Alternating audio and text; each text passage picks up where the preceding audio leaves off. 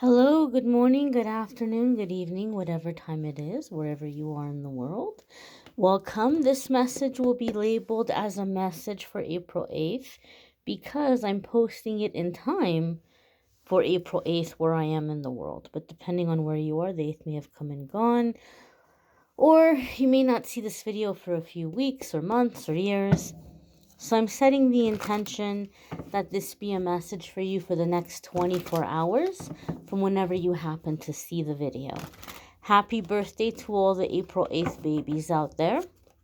And happy birthday to you if it happens to be your birthday on whatever day you may see this video. There's going to be a bonus message, a message that came to me today while I was driving. And so we'll get into that. We'll see if it ties into the card. But if not, then we will do that after. It does tie into the card. I like it when that happens.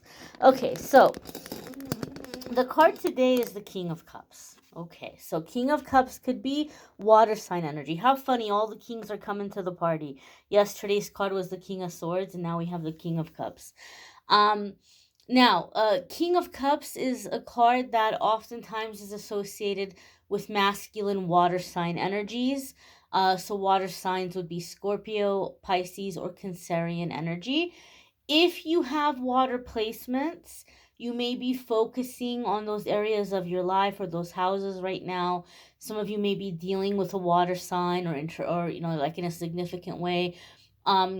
But the King of Cups comes up in a couple of different ways for me in my readings. And some of you have heard me talk about it in like balancing generosity with assertiveness, or like balancing generosity and having a backbone. So if that's something you've struggled with, King of Cups in my reading can be that like you're getting that balance of being kind, being generous, but also not being taken advantage of.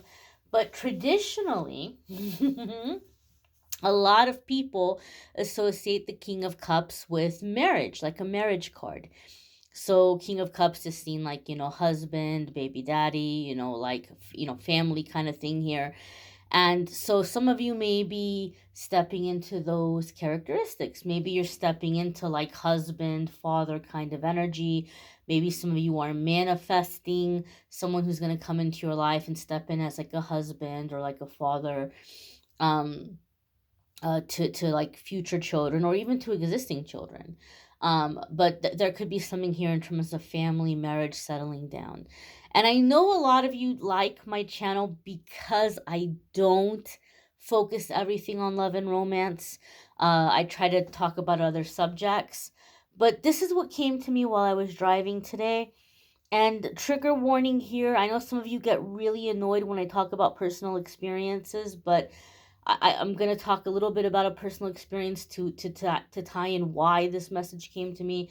And because a lot of people are like, I feel sometimes like they can relate and that helps them. So I'm just going to put that out there. If you don't want to hear like a brief little story or personal experience, then maybe you want to tune out at this point. But there will be a little mini story time here. One of the things that I've been feeling in the energies is that a lot of people are going to be gravitating towards love in the coming weeks and months. Even those of us who've been really against it or have really, really, really not been open to the idea. There's a lot of shifting happening in the energy. There's a lot of things that are being cleared karmically. There's a lot of things happening with soul families coming together. And so as a result, I feel that a lot of people are going to be surprised in the coming months in terms of not only, finding themselves in a relationship, but finding themselves with a life partner, finding themselves with a very significant love that maybe you didn't see coming, even if you're a very intuitive person. There's going to be a lot of pairing up here in the coming months. And so the message that came to me today, I heard a song on the radio, and it reminded me of somebody that I was dating when I was back in Philadelphia. I was dating this bartender, and it was just like just kind of like, just like a friendly thing, but it became like a relationship. And then like he was talking about like meeting his, he was divorced, and he was talking about like meeting his kids. And like he set up this whole little vacation, like this whole like little getaway. And the little one was like all excited, she was like all excited to meet me. And then the 13-year-old daughter was just really against it, and really really really was just like really against it. That's all I'll say.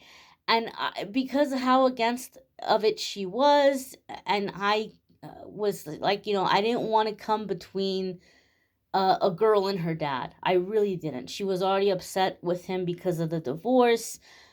She was already angry at him because of what happened between him and his ex-wife.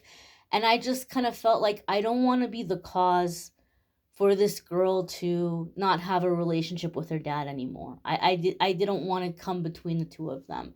And so I left the relationship. I was like, I can't do this. And it just, you need to be there for your daughter. And I don't want her to like not be talking to you because of me. And I exited the relationship. And I didn't want to be like a source of tension or dissension in somebody's life or in somebody's family. And the message that kind of came to me as I was processing that I feel a lot of people need to hear. A lot of you are going to find yourself, pairing up here in significant relationships. And a lot of you have to get ready and be prepared that there may not be a very warm welcome. You may not be dealing with people's friends and families who are welcoming you with open arms. Especially those of us who are empaths, who are very sensitive to energy. You all know we tend to sometimes set people off for whatever reason. They don't like us. And you have to be ready that there may be some friction. There may be some people that aren't welcoming you with open arms. But do not let that make you feel like you don't deserve to be there, or that you don't deserve to be with that person, or like, oh, well, I just want to keep the peace, so I'm not going to be in this relationship. Don't do that. Understand and know that it might take some time for these people to warm up to you for various reasons. Maybe they're just very, very concerned. Maybe the person that you're in a relationship with, maybe that person's been really hurt in the past. Maybe they have a really good heart and they've been taken advantage of, and the family and friends are just very concerned, like, oh, you better not hurt our person, like what happened last time, or like always happens with this person. It could be a protective thing. It could be an energy thing. It could just be one of those people that don't like people like you guys and like me. But eventually it's going to balance out. As long as you're not going into the situation and pouring fuel onto the fire, right? If you're not engaging in the negativity, if you're not quote unquote matching energy, you're just letting them, do whatever they're doing and you're just letting it fall. You're not picking it up and throwing it back. Eventually it's going to frizzle out. Eventually it's going to pass. And so don't allow it to intimidate you or scare you or make you feel like, well, I got to keep the peace, even if that means that I'm not going to be in this relationship, or even if that means that I have to withdraw. Don't do that. Don't do that, because sooner or later it's going to balance out. For me, in my situation, it didn't matter that I left the relationship, because he had it in his mind he wanted to be married, and he's married now, right? So if it wasn't me, it was going to be some other lady. It was going to happen sooner or later. It's don't feel like you have to fix the situation, or you're doing something bad by being there, or you're aggravating the situation. Don't be intimidated. Don't be intimidated if people don't like you or if they're not accepting you, and just give it time. Just give it time. And eventually that negativity, as long as you're not, quote unquote, matching energy or picking it up and throwing it back, they'll get tired. They'll get tired. They can only throw so much at you without you engaging. And if anything, that will allow your person to see, like, hey, like, my person's not doing anything to you. You got to be cool. You got to be nice. You got to relax. And in some cases, it could just be like a protective thing. And once they see that you're a safe person, once they see that you have good intentions, they'll be welcoming. They'll let you in eventually, for some of you. So that message came in to share. Maybe it doesn't seem like a big deal, or maybe it doesn't seem like it applies to you, but it may come up here in the next, few weeks or the next couple of months for some of you, and you might say, oh wow, this is really bugging me. This is really, I am really tempted to leave the situation. I am really tempted to end this relationship. Remember this message and don't do it. Don't end the relationship because other people aren't accepting you right away. They'll accept you eventually. And look into your own family. Look into your own life, or like friends that you have. Was there ever that you could remember some kind of controversy or something where people just didn't really like this person, or they didn't trust this person, and now everything is great, now everything is wonderful, you know? And you might say, okay, all right, well, that cooled down, that blew over, right?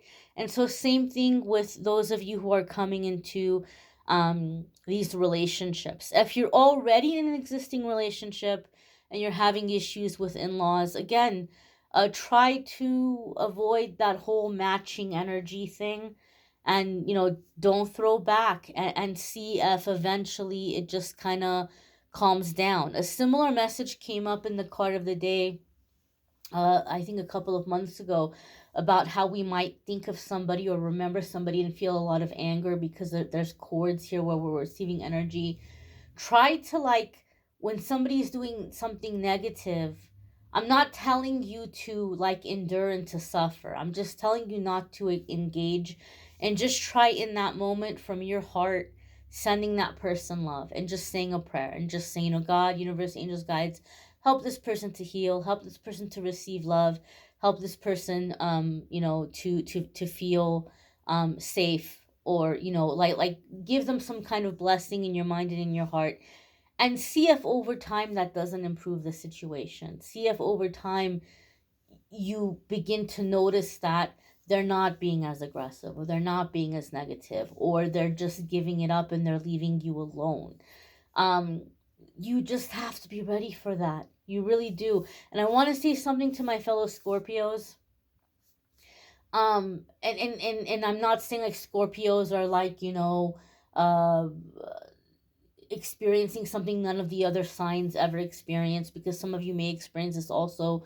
But Scorpio is the sign of death and rebirth, right? Scorpio is referred to as the phoenix rising of the zodiac, because we're so much about, like, the breaking down of the old systems, the breaking down of the old ways, and then, like, being reborn, coming into something with like resurrected energy.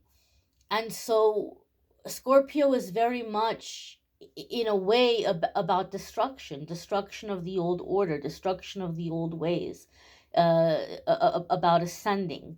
And that's why some of you who hate Scorpios, that's why, because some Scorpios come in and they start very negative, right? Like a negative, low vibrational, I can see this as a Scorpio. A negative, low vibrational Scorpio can be the most toxic and worst person to be around. But Scorpio is about that ascended energy, or like ascending, and that phoenix rising from that destruction. And so I feel like Scorpios tend to attract people who are going through a rebirth, people who are very hungry for change, and people who are breaking away from the old cycles, the old orders. Somebody who maybe they weren't always the black sheep of the family, but they might be getting ready to take some steps and come into their authenticity, where now it's like rebelling against that order. These kinds of people tend to be attracted to Scorpio. So when you come into the picture, the family looks at you like, oh, well, you're the bad influence. Now we know where all this is coming from. Now we know why this person is changing. Because Scorpio got inside their head, and Scorpio is putting all these things in this person's head. And that's not the case at all. Like, you crossed paths because you were on like a similar vibration or similar journey, but it's not like you went to this person and said, hey, you should disrupt the order. Hey, you should rebel against the norm or the status quo. You crossed paths because you're aligned in a similar energy, but you're not necessarily the person who came in and put this in this person's head. And so I feel, especially Scorpios, you have to be prepared that you might come into a situation where whatever complaints that person's family has about this person, like the way that they're changing, the way that they're speaking up, the way that they're, going through these changes, they're just going to assume that you're the reason why. And you can't convince anybody of anything otherwise. It doesn't make sense to argue or to try to convince. Just let it blow over. Just let time pass. Let it speak for itself. Let them see that you're not there to, cause harm in any way. You're not trying to fight anybody. You're not trying to, tear anybody away from their family. You're not trying to come in between anybody or anybody's relationships. And eventually they'll calm down. It'll blow over and you won't have to worry about it so much. But do not deprive yourself of a relationship or having a sense of home with somebody just because there are people around who aren't jumping for joy about you coming into the picture. Chances are most people aren't going to be jumping for joy about a new person coming into the picture until they can be sure that, okay, this is safe. This is safe, this is legit, this is okay, I don't have to be worried about it. And that can be hard for those of us who are very sensitive, right? Some of us here are very, very sensitive. And we're like, well, I don't, I'm a nice person. Why do they hate me? But you just have to just give it time. So I just felt moved to share that message that kind of came to me. It's something I hadn't thought about in a very, very long time. I hadn't thought about this person in a long time. I hadn't thought about this person in years, but their favorite song came on while I was driving, and I remembered that, and I was like, oh, wow.